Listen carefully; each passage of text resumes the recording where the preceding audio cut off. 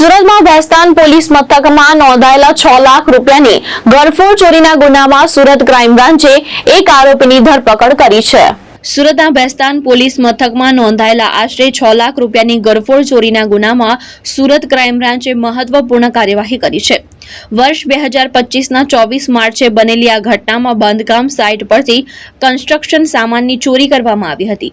માહિતી મુજબ આરોપીઓએ બિલ્ડર લક્ષ્મણ મિયાનીની સાઇટ પરથી કન્સ્ટ્રક્શન સામાન ટ્રેક્ટરમાં ભરી ચોરી કરી હતી। બિલ્ડરનું ટ્રેક્ટર પણ સાથે લઈને ફરાર થયા હતા। આ મામલે બિલ્ડર દ્વારા ભેસ્તાન પોલીસ મથકમાં ફરિયાદ નોંધાવવામાં આવી હતી। તપાસ દરમિયાન સુરત ક્રાઇમ બ્રાન્ચે